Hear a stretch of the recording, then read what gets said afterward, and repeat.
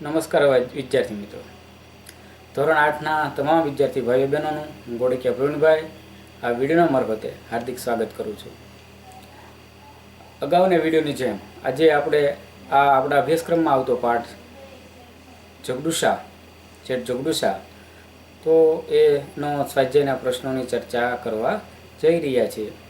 આપણે સૌ જાણીએ છીએ કે સ્વાધ્યાયના પ્રશ્નો ખૂબ મોટા છે, વિશાળ છે, તો એ તમે બધાને ખૂબ ઉપયોગી થાય, તમે સમજી શકો એવી સરળ ભાષામાં આ વિડીયોના મારફતે આપણે એ સ્વાધ્યાયના પ્રશ્નો અને તેના જવાબની ચર્ચા કરી રહ્યા છીએ, જેથી તમને અનુકૂળ આવશે. તો વધારે ટાઈમ નહીં લેતા જોઈએ આપણે શેઠ જગડુશા તેના સ્વાધ્યાયના પ્રશ્નો અને તેના ઉત્તરો.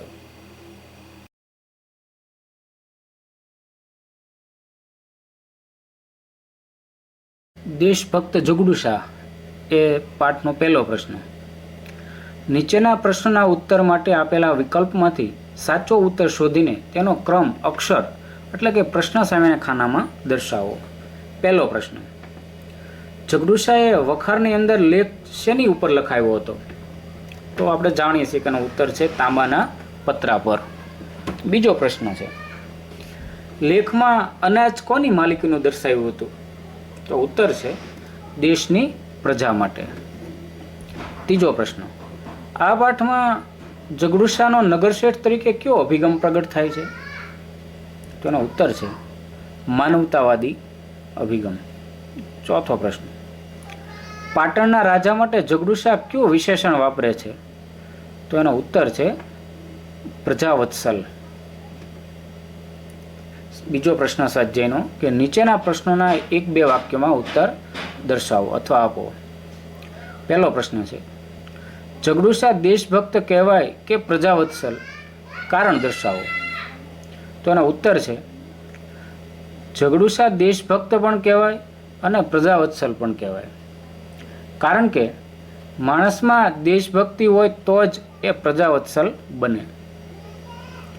જગડુશા સંકટ સમયે પ્રજા માટે આપબળે એકઠી કરેલી કમાણી અને કોઠારમાં એકઠું કરેલું અનાજ પ્રજા માટે ખુલ્લું મૂકી દે છે. તેમણે પોતાની વખારોમાં મૂકેલા તામ્રપત્રોમાં લખ્યું હતું કે આ વખાર જગડુશાની છે, પણ વખારમાંનું બધું જ અનાજ એના ભૂખે મરતા ગરીબ ભાઈ ભાંડુઓનું છે. દેશની ભૂખે મરતી પ્રજા જ આ અનાજની માલિકી છે. એના માટે એક પણ દાણો પર જગડુશાનો કોઈ હક નથી. જ્યારે રાજા વિશળદેવના રાજ્યમાં દુષ્કાળ પડ્યો ને ત્યારે તેમણે પોતાની અનાજની 40 વખારો રાજા વિશળદેવની ભૂખે મરતી પ્રજા માટે ખુલ્લી મૂકી હતી. આથી જગડુશા દેશભક્ત કહેવાય અને પ્રજાવત્સલ પણ કહી શકાય. એ પછીનો પ્રશ્ન છે, વિશળદેવ કઈ આપત્તિથી ચિંતાતુર હતા? તો એનો ઉત્તર છે વિશળદેવે ગરીબો માટે અનાજના કોઠાર અને ધનના ભંડાર ખુલ્લા મૂકી દીધા હતા, પણ આ વર્ષે દુષ્કાળ પડ્યો, અધૂરામાં પૂરું ખેતરો પર તીડ ત્રાટક્યા, રાજાના ધનના ભંડાર અને અનાજના કોઠાર ખાલી થઈ ગયા. હવે પ્રજાના પેટનો ખાડો પૂરવા એમની પાસે કાંઈ પણ બચ્યું નહીં. આ આપત્તિથી વિશળદેવ ચિંતાતુર હતા.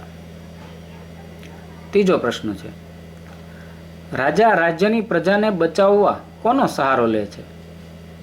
તો એનો ઉત્તર છે રાજા રાજ્યની પ્રજાને બચાવવા કચ્છના શાહ સોદાગર જગડુશાનો સહારો લે છે. ચોથો પ્રશ્ન. જગડુશા શો વ્યવસાય કરતા હતા? તો ઉત્તર જગડુશા ગામે ગામ ફરી મોટો વેપાર કરતા હતા. પાંચમો પ્રશ્ન. જગડુશાની સરખામણી કયા દાનવીર સાથે કરી શકાય? તો એનો ઉત્તર છે જગડુશાની સરખામણી દાનવીર ભામાશા સાથે કરી શકાય. એ પછીનો પ્રશ્ન છે, નીચેના પ્રશ્નોના ઉત્તર લખો.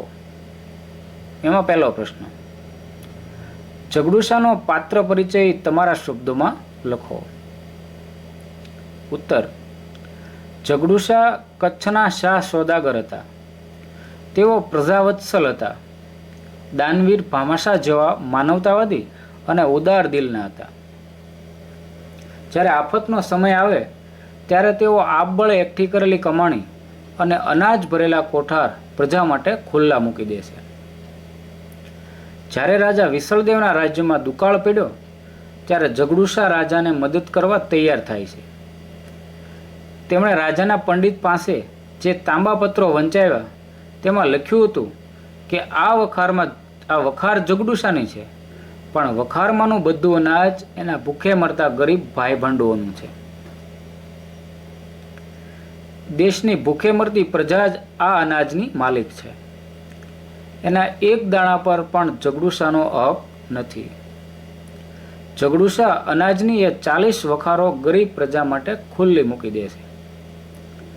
જગડુશા સંકટ સમયે સમજદારી અને ધીરજથી પ્રજાની સમસ્યા હલ કરે છે. બીજો પ્રશ્ન, દરેક વખારના તાંબાના પત્રામાં જગડુશાએ શું લખાયું હતું? શા માટે? ઉત્તર, દરેક વખારના તાંબાના પત્રા પર જગડુશાએ લખાયું હતું કે આ વખાર જગડુશાની છે, પણ વખારમાંનું બધું અનાજ એના ભૂખે મરતા ગરીબ ભાઈ ભાંડુઓનું છે. દેશની ભૂખે મરતી વસ્તી આ અનાજની માલિક છે. એના એક દાણા પર પણ જગડુશાનો હક નથી. જગડુશા પ્રજાવત્સલ અને માનવતાવાદી હતા. આથી એમણે દરેક વખારના તાંબાના પત્રા ઉપર જણાવેલું લખાણ છે લખાયું હતું. ત્રીજો પ્રશ્ન છે, દુષ્કાળને લીધે રાજા અને પ્રજા કેવી પરિસ્થિતિનો સામનો કરી રહ્યા હતા? તો એનો ઉત્તર છે, દુષ્કાળ સમયે રાજાએ પોતાના ધનના ભંડાર અને અનાજના કોઠાર ગરીબ પ્રજા માટે ખુલ્લા મૂકી દીધા હતા. પણ વરસાદ પડ્યો નહીં, ખેતરોમાં તીડ ત્રાટક્યા, ગરીબ પ્રજાનો પેટનો ખાડો કેમ પૂરવો એની ચિંતા રાજાને સતત સતાવતી હતી. પાનખરમાં પાંદડા ખરે તેમ દુષ્કાળને લીધે માણસો મૃત્યુ પામતા હતા. ભૂખને ટાળવા બાપ પોતાના 7 ખોટના દીકરાના મોંમાંથી બટકું રોટલો કાઢીને ખાઈ જતા હતા.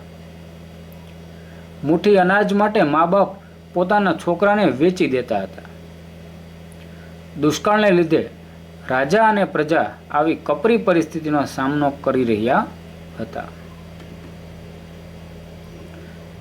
વિદ્યાર્થી મિત્રો, ચોથો પ્રશ્ન છે. વિડીયો આખો જોજો. સ્વાધ્યાયના દરેક પ્રશ્ન છે તમને ખૂબ જ અનુકૂળ રહેશે લખવા માટે, પ્રશ્નો યાદ રાખવા માટે. ચોથો પ્રશ્ન છે, રાજા વિશળદેવને પ્રજાવત્સલ કહી શકાય તેવા 3 ગુણ દર્શાવો. તો એનો ઉત્તર છે, રાજા વિશળદેવને પ્રજાવત્સલ કહી શકાય તેવા તેમના 3 ગુણ આ પ્રમાણે છે. એમાં પહેલું છે, રાજા વિશળદેવ દુકાળ પડે ત્યારે પ્રજાને ટકાવી રાખી અને રાજધર્મ ગણે છે. આ એનો એક પ્રજાવત્સલનો પહેલો ગુણ છે. બીજું, તેઓ પ્રજાના દુઃખને પોતાનું દુઃખ ગણે છે. ત્રીજું જોઈએ, દુષ્કાળ જેવા સંકટ સમયે રાજા પોતાની રાકડી પ્રજાને ખાતર અનાજના માલિકને કરગરવું અને સુકાળ થયે તેને એક એક દાણા સાથે મોતી ગણીને પાછા આપવા એવી વિનમ્રતા એમનામાં રહેલી છે. તો આ રીતે એના 3 ગુણ છે ગણી શકાય. પાંચમો પ્રશ્ન, રાજાએ જગડુશાને શા માટે તેડાવ્યો?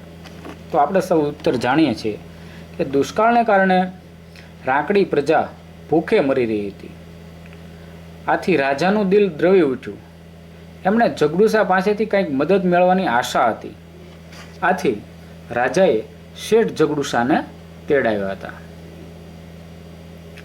એ પછી સ્વાધ્યાયના વ્યાકરણના કેટલાક પ્રશ્નો છે. એમાં નીચેના રૂઢિપ્રયોગનો અર્થ આપી વાક્યમાં પ્રયોગ કરવાનો છે. તમે આ બાબતથી જાણ છે બધી કઈ રીતનો આપણે રૂઢિપ્રયોગનો અર્થ વાક્ય પ્રયોગ કરી શકીએ. પહેલો પ્રશ્ન છે આંકડા માંડવા, એટલે કે પહેલો રૂઢિપ્રયોગ, એનો અર્થ થાય છે ગણતરી કરવી. વિદ્યાર્થી મિત્રોને વાક્ય પ્રયોગ કરતી વખતે એનો અર્થ નહીં પણ એનો મૂળ શબ્દ છે એ ઉમેરવો જોઈએ. જોઈએ આપણે વાક્ય પ્રયોગ.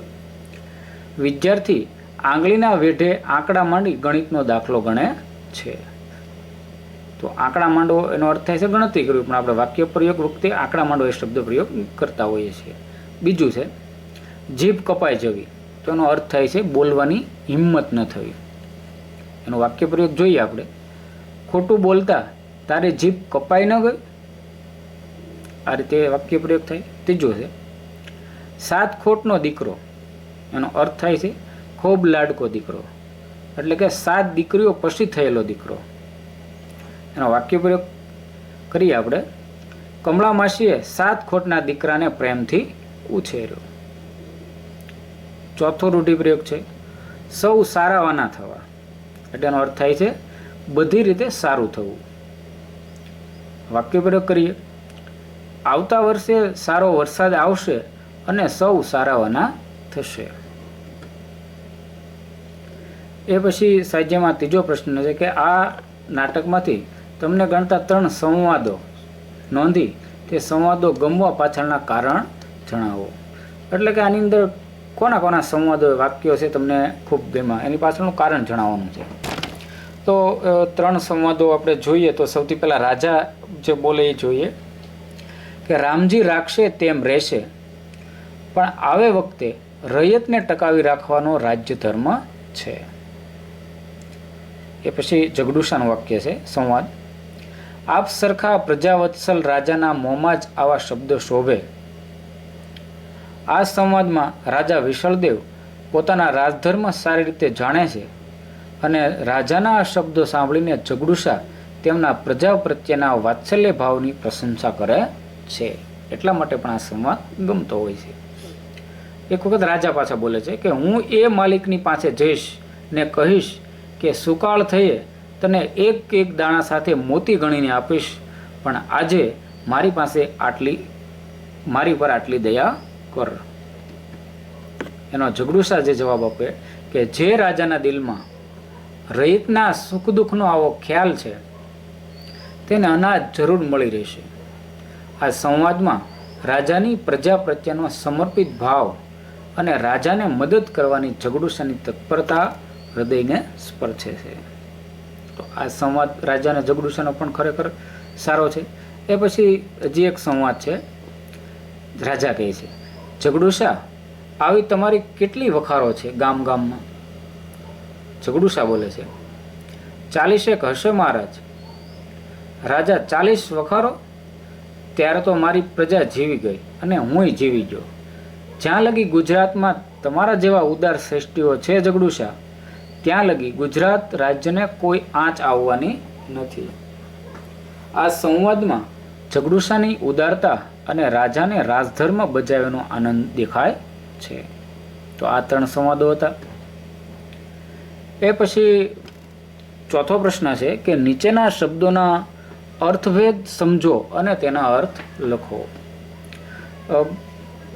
બે શબ્દો એના અર્થભેદ છે. આમાં પહેલો છે ગાડી અને બીજું છે ગાંડી. આમાં આ અનુસ્વારનો જ ખાલી ફેર છે, પણ એનો અર્થ છે એ બદલી જાય. આ પહેલું ગાડી એટલે એનો અર્થ થાય છે વાહનની ગાડી, અને ગાંડી એટલે કે પાગલ સ્ત્રી. બીજું છે હંસ અને હંસ.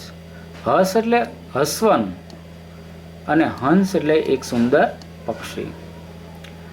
પછી સાજ અને સાંજ. સાજનો અર્થ થાય છે સામગ્રી, વાજિંત્ર, અને સાંજનો અર્થ થાય છે સંધ્યાનો સમય. ઢગ અને ઢંગ. ઢગ એટલે ઢગલો અને ઢંગ એટલે વર્તુણક એટલે કે રીતભાત. પછી છે ભાગ અને ભાંગ. ભાગનો અર્થ થાય છે હિસ્સાનો ભાગ, હિસ્સો, અને ભાંગનો અર્થ થાય છે એક કેફી છોડના પાંદડા. એ પછી છે ગજ અને ગંજ. ગજ એટલે કે 24 તસુનું લંબાઈનું માપ, અને ગંજ એટલે કે મોટો ઢગલો એટલે કે ભંડાર.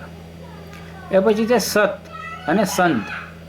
સત એટલે સત્ય અને સાચું, અને સંત એટલે કે સાધુ. એ પછીનો શબ્દ છે રગ અને રંગ.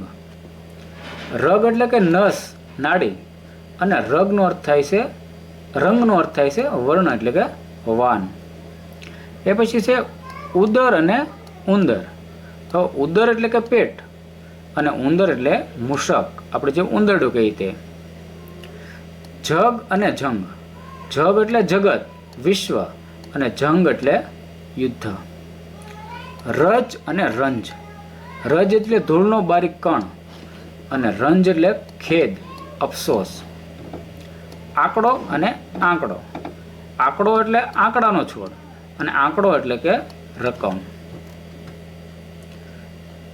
તો આ રીતે વિદ્યાર્થી મિત્રો આપણે શેઠ જગડુશાના સાહિત્યના પ્રશ્નો તમે સમજો એવી ભાષામાં સમજાવવાનો પ્રયત્ન કરેલો છે. પૂરો વિડીયો જોયો અને આ વિડીયો જો તમને ગમે તો તમારા અન્ય વિદ્યાર્થી મિત્રો સુધી પહોંચાડજો. તમારો દરેકનો ખૂબ ખૂબ છે આભાર.